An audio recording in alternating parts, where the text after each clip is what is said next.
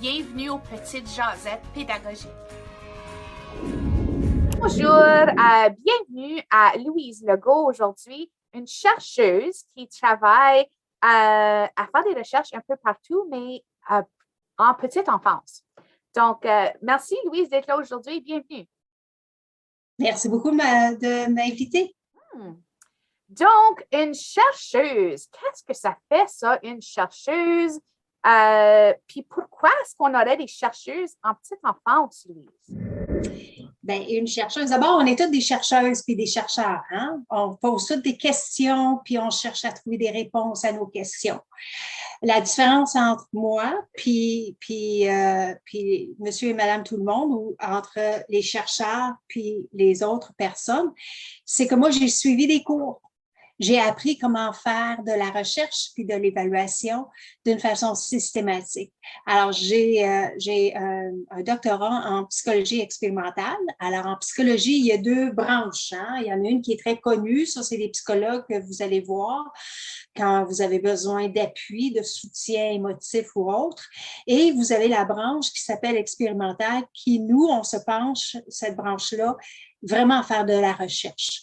Pourquoi c'est important de faire de la recherche? C'est parce que qu'est-ce qu'on voit puis qu'est-ce qu'on perçoit, c'est pas toujours ce qui se passe vraiment. Donc, c'est bon d'avoir de la recherche, des méthodes rigoureuses pour aller chercher des réponses à nos questions, dans la mesure du possible qu'on essaie d'éliminer les biais. Parce que l'être humain, on est bien bâti. On tente toujours d'aller chercher des réponses à nos propres théories qu'on a de l'environnement ou du phénomène. Tu sembles être très intéressée par faire de la recherche en petite enfance. Donc, tu as fait des recherches pan-canadiennes sur plein de sujets. Donc, peux-tu nous parler de quelques-unes de ces recherches-là? Puis, qu'est-ce que tu as découvert dans les recherches en petite enfance? OK. Donc, moi, je fais de la recherche en petite enfance, ça fait au moins une vingtaine d'années. Pourquoi je m'intéresse à la petite enfance? Parce que c'est là que tout se passe. C'est là qu'on bâtit la base. Parce qu'à l'origine, j'étais intéressée par le décrochage scolaire. Mes premières études étaient là-dessus. Puis de fil en aiguille, je me suis rendu compte que le décrochage scolaire commence en petite enfance. Donc, si on veut le prévenir, il faut commencer en petite enfance. Je vais te parler d'un projet, parce que j'en ai fait beaucoup, mais il y en a un qui me tient en cœur. Ça s'appelle le projet Capacité d'apprentissage dans les communautés francophones. On a suivi pendant 4 ans 356 enfants, petits francophones, vivant en contexte minoritaire linguistique, dans 6 communautés: Orléans, Durham, Cornwall en Ontario, Saint-Jean, Edmundston au Nouveau-Brunswick, puis Edmonton en Alberta. Puis pour les gens qui connaissent ces communautés-là, il y a des communautés où c'est majoritairement on parle français, Edmundston au Nouveau-Brunswick, puis des communautés où c'est très, très minoritaire francophone, Edmonton. Puis on a suivi les enfants pendant 4 ans. Alors, il y avait 2 groupes. Il y avait un groupe qui était exposé au programme, puis il y avait un programme enrichi en français qui se passait dans des services de garde, dont les éducatrices étaient formées et suivies par une formatrice pendant une période de 2 ans, comparé aux enfants dans les autres garderies, qui, eux, n'avaient pas accès à cet appui-là d'une formatrice. Et puis, ce qu'on a découvert, c'est que quand les programmes de langue française dans les services de garde sont de qualité, les enfants se développent beaucoup plus rapidement au niveau de leurs habiletés langagières. Puis là, on parle de la taille de vocabulaire, on parle de la capacité de communiquer et de s'exprimer en français. Et on parle aussi de la conscience de soi. Alors, qui je suis francophone, etc. Le bon, hein? Les enfants, c'est des éponges. Les 4 premiers mois dans la garderie qui était vraiment de programme, avec le programme de qualité, vraiment un beau contexte et environnement francophone, ils ont bondi. Ça a fait un gros saut, une grosse différence dans la courbe. Dans 4 mois. C'était très intéressant, oui. Dans 4 mois. Donc, en 4 mois. Oui, dans 4 mois. Donc, tu sais, on parle beaucoup de valorisation de la profession. Puis souvent, je le dis dans nos entrevues aux petites jasettes, voilà un autre point pour venir valoriser notre profession. Regarde la différence qu'on peut faire dans 4 mois de service de qualité francophone. Puis, tu sais, aux jasettes, on parle de bien-être. Ben, tu sais, c'est associé au bien-être, ça. Si je me sens bien dans ma langue, dans ma façon de m'exprimer, si je bâtis ma confiance en soi parce que je me sens bien dans mes habiletés, ça va venir affecter mon bien-être, ça va venir affecter ma santé mentale. Tellement intéressant. Puis, tu sais, comme éducatrice, nous, les éducateurs, les éducatrices, on utilise souvent des grilles d'observation, des grilles d'évaluation, des grilles de développement, des continuums. Puis, je pense que c'est important de venir dire, c'est à cause de des chercheurs comme toi, Louise, qu'on a ces beaux outils-là. Parce que ce n'est pas inventé par nous, les éducateurs, les éducatrices, c'est nous qui va remplir le formulaire, qui va faire les observations, qui va développer la relation avec l'enfant, mais l'outil est développé par des gens comme toi qui ont fait des recherches de longue durée sur ces sujets. Donc, peux-tu nous parler un peu d'une ressource, je sais, une ressource que tu as travaillé pour longtemps, que toi, tu appelles le Goody, qui est sur l'acquisition d'une langue. Donc, peux-tu nous parler un petit peu de cet outil-là, puis comment ça nous serait utile à nous comme éducateurs et éducatrices?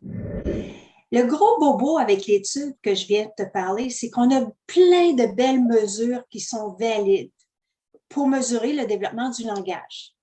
Ça, là, il y en a beaucoup. On n'a pas de bonnes mesures pour mesurer le développement de l'identité de l'enfant en bas âge. Tout le monde est pris avec Erik Erikson à l'adolescence, avec la crise d'adolescence, mais les racines de ton identité se bâtissent en petite enfance avec la conscience de soi. Donc, il y a quelques années, avec l'aide je me suis basée sur la recherche pour développer un outil que j'ai appelé la Goody, la grille d'observation du développement identitaire des enfants. Cette grille-là, elle mesure 3 choses. Elle mesure ce que moi j'appelle la construction identitaire, puis qu'on appelle plus communément en petite enfance la conscience de soi, qui est vraiment la racine. Elle mesure aussi l'acquisition de la langue. Il y a beaucoup de nos petits qui arrivent dans les services de garde qui ne parlent pas le français ou qui parlent moins bien le français. Donc, ça serait intéressant de pouvoir mesurer la courbe, le changement, la capacité, l'acquisition de cette langue-là, pour voir, en tant qu'éducatrice, je pense que ça peut être valorisant de dire, bon, ben en septembre, il pouvait pas rien dire, il pouvait pas rien communiquer en français, puis là, on est rendu au mois de janvier, puis il dit des petites phrases courtes. Donc, cet outil-là capte la capacité de s'exprimer, de communiquer. Puis la troisième, c'est la taille de vocabulaire. À la base, pour communiquer, il faut être du vocabulaire. On voulait que ce soit un outil facile. Je voulais un outil facile, qui soit pas compliqué, qui est administré, qui soit court, qui soit utile pour les éducatrices. Donc, on a fait un petit pilote à l'automne et puis ça a bien réussi.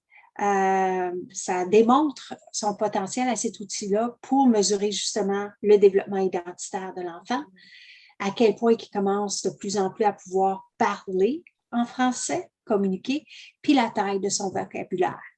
Donc, pour l'acquisition d'une langue, il y a plein de stratégies. Puis pour longtemps, on a utilisé, on a parlé hier, moi et toi, mais la stratégie sandwich, dire le mot en français, en anglais, en français.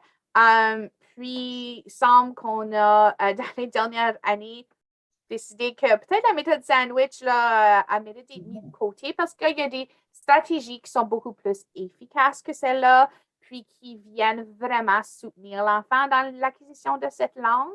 Donc, peux-tu dans toutes tes recherches et tout ce que tu as développé comme outil, quelles sont les stratégies gagnantes? Les 3-4 choses qu'on peut faire à tous les jours, qui sont faciles à faire, qui vont venir soutenir l'acquisition de la langue et pas la méthode sandwich. Non, pas la méthode sandwich. En fait, la méthode sandwich, dans le projet Capacité d'apprentissage qui date de 10 ans quasiment, on le savait déjà que ça ne fonctionnait pas.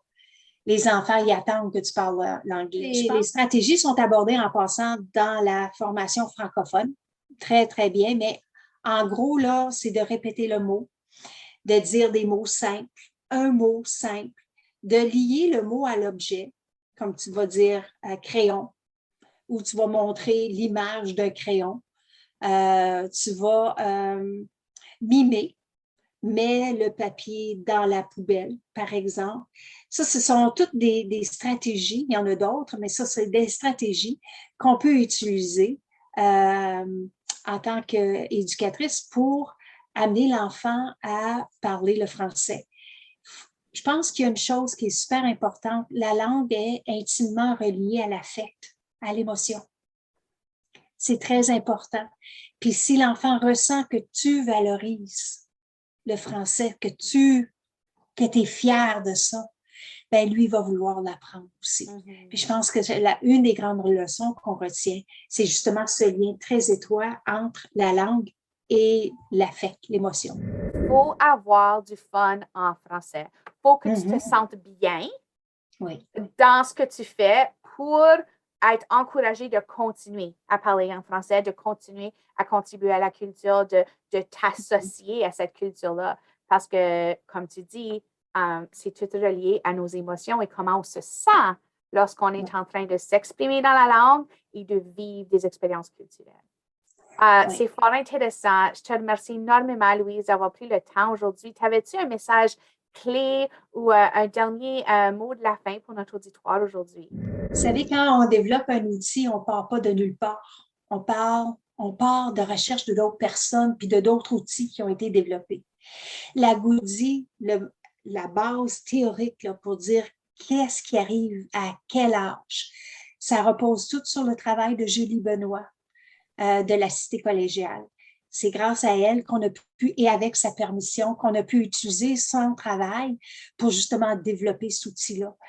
Puis au niveau du développement du langage, etc., on s'est basé sur l'outil du Nipissing, que beaucoup d'entre vous sont probablement familiers avec. On n'a pas réinventé la roue. Il y a quelque chose qui existe déjà, qui fonctionne super bien. Excellent. Bien, merci beaucoup. Merci d'être venu au Jazette. Ça m'a fait plaisir. Fantastique. Merci.